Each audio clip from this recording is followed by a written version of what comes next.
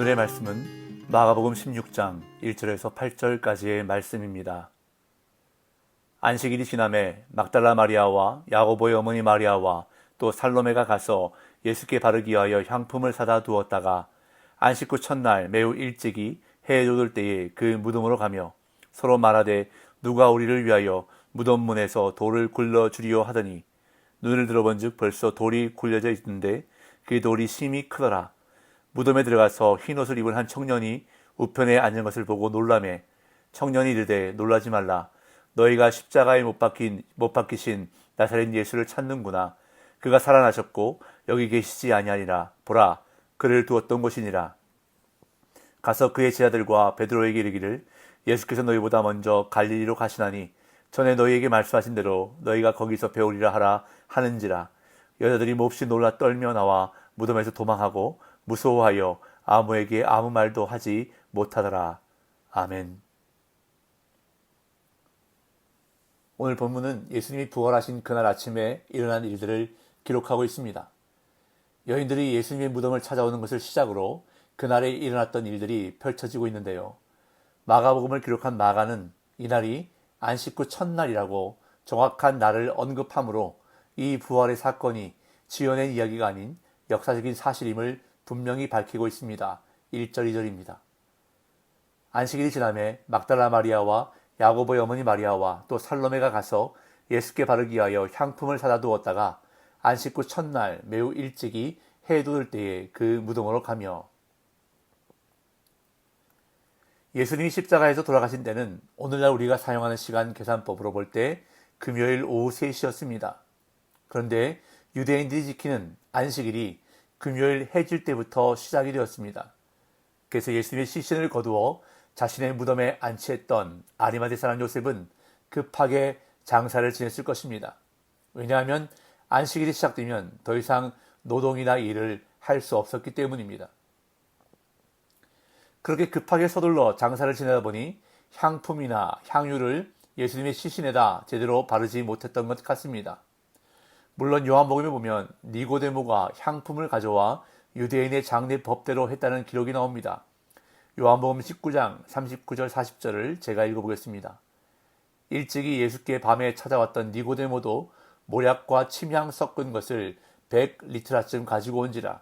이에 예수의 시체를 가져다가 유대인의 장례법대로 그 향품과 함께 세마포로 쌌더라. 그리고 누가복음에 보면 여인들이 아리마대 요셉을 뒤따라가 무덤과 예수님의 시신이 어떻게 두었는지를 보고 향품과 향유를 준비했다고 기록하고 있습니다. 누가복음 23장 55절 56절도 제가 읽어보겠습니다. 갈릴리에서 예수와 함께 온 여자들이 뒤를 따라 그 무덤과 그의 시체를 어떻게 두었는지를 보고 돌아가 향품과 향유를 준비하더라. 계명을 따라 안식일에 쉬더라. 이것을 종합해 볼 때 니고데모가 향품을 가져와 유대인의 장례법대로 했지만 안식일이 거의 시작될 시간이었기 때문에 예수님의 시신에다 정중하고 세밀하게 향품 처리를 하지 못했던 것 같습니다. 그래서 갈릴리에서부터 예수님과 함께 온 여인들은 향품과 향유를 준비했고 안식일이 지나가기를 기다렸다가 안식 후 첫날, 오늘날로 말하면 토요일이 지나고 그 다음 날인 일요일 이른 아침에 예수님의 무덤으로 갔던 것입니다.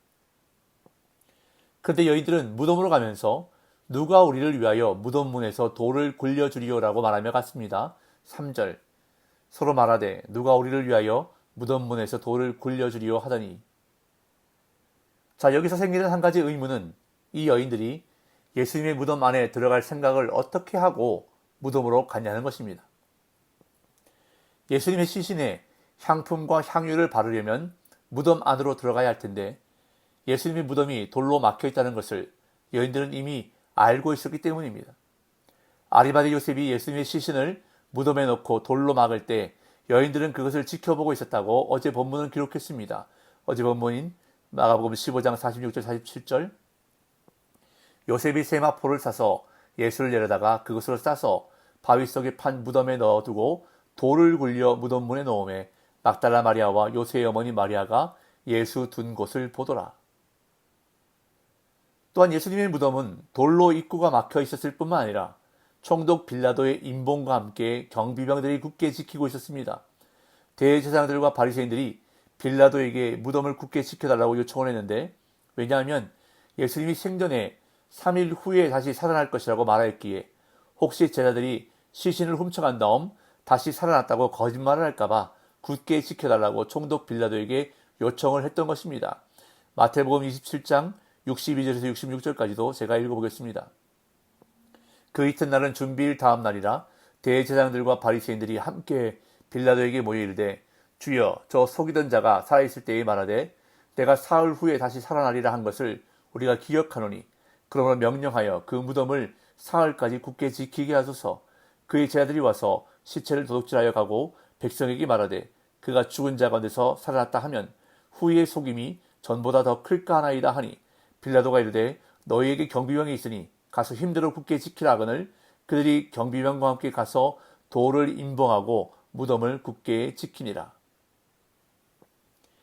여기서 돌을 임봉했다는 말은 돌에 도장을 찍었다는 말입니다. 당시 무덤을 임봉하는 작업은 이렇습니다.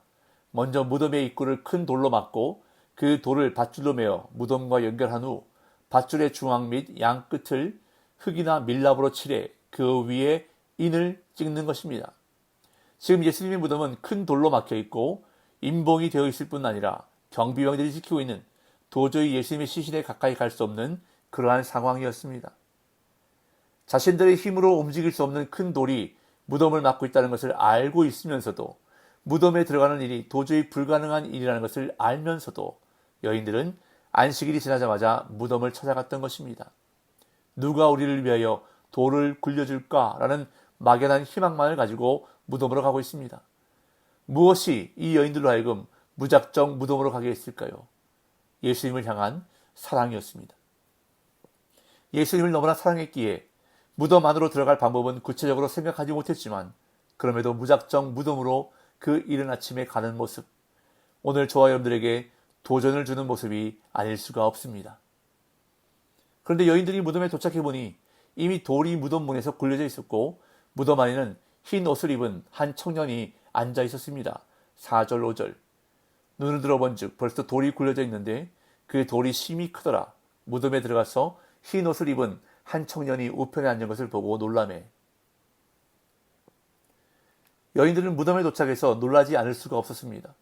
왜냐하면 무덤 문을 막고 있던 큰 돌이 굴려져 있었을 뿐만 아니라 무덤 안에 들어가 보니 흰 옷을 입은 한 청년이 우편에 앉아 있었기 때문입니다. 여기서 말하는 흰 옷은 광채 나는 옷을 의미하는데, 그 옷을 입은 이 청년의 정체는 천사였습니다. 청년은 여인들을 향해 놀라지 말라고 하면서 예수님이 살아나셨다고 전해줍니다. 6절. 청년이 이르되 놀라지 말라. 너희가 십자가에 못 박히신 나사렛 예수를 찾는구나. 그가 살아나셨고 여기 계시지 아니하니라. 보라, 그를 두었던 곳이니라. 흰 옷을 입은 천사는 놀라지 말라고 하면서 먼저 여인들을 안심시켰습니다. 그런 다음 예수님의 부활 소식을 알려주었습니다. 너희가 십자가에 못 박히신 나사렛 예수를 찾지만 그가 살아나셨다고 말합니다. 그러면서 부활하신 증거를 보여줍니다. 여기 계시지 아니하니라. 보라, 그를 두었던 곳이니라. 누가복음 24장에 보면 나중에 베드로가 무덤에 달려와서 보니 예수님의 시신을 쌌던 세마포만 남아있는 것을 보았다고 기록합니다. 누가복음 24장 12절을 제가 읽습니다. 베드로가 일어나 무덤에 달려가서 구부려 들여다보니 세마포만 보이는지라. 그 된 일을 놀랍게 여기며 집으로 돌아가니라. 이렇게 빈 무덤을 보며 놀라고 있는 여인들에게 천사는 이 부활의 소식을 가서 제자들에게 전하라고 말합니다. 7절 8절. 가서 그의 제자들과 베드로에게 이르기를 예수께서 너희보다 먼저 갈릴리로 가시나니 전에 너희에게 말씀하신 대로 너희가 거기서 배우리라 하라 하는지라. 여자들이 몹시 놀라 떨며 나와 무덤에서 도망하고 무서워하여 아무에게 아무 말도 하지 못하더라. 천사가 여인들에게 말한 것은 세 가지입니다. 첫째는 가라는 것이고, 둘째는 다시 살아나신 예수님이 먼저 갈릴리에 가신다는 것을 제자들과 베드로에게 전하라는 것입니다. 셋째는 예수님이 전에 말씀하신 대로 갈릴리에서 제자들을 만나신다는 것입니다. 하지만 여인들은 몹시 떨며 그 무덤에서 나와 도망했고 무서워서 아무에게 아무 말도 하지 못했다고 마가는 기록합니다. 그러나 다른 복음서에 보면 결국 여인들이 이 부활의 소식을 제자들에게 전해주는 증인의 역할을 감당했던 것을 알 수 있습니다. 이처럼 부활의 소식을 들은 사람들은 그 소식을 전하는 증인의 역할을 감당했습니다. 천사로부터 부활의 소식을 들은 여인들은 제자들에게 그 소식을 전하는 증인의 역할을 감당했고, 여인들로부터 부활의 소식을 들은 제자들은 땅끝까지 그 소식을 전하는 증인으로서 살아갔습니다. 이것이 바로 부활신앙입니다. 사도행전을 보면 초대교회 성도들과 사도들은 부활신앙으로 부활하신 예수님을 증언하는 증인의 사명을 감당했습니다. 그런데 이것이 초대교회 성도들과 사도들의 사명만이 아니라 예수 그리스도의 제자가 된 저와 여러분들 역시 예수님의 부활을 증언하는 증인들이라는 것입니다. 우리의 삶도 예수님의 부활을 전하는 삶이 되어야 하고 증인의 역할을 감당해야 하는 것입니다. 오늘 이 하루를 살아갈 때도 부활신앙으로 살아가는 저와 여러분들이 되기를 간절히 소망합니다. 예수님의 부활이 우리의 삶을 통해, 우리의 모습을 통해, 우리의 말과 행동을 통해 증거되는, 전해지는 복된 날 되시기를 예수님의 이름으로 축복합니다.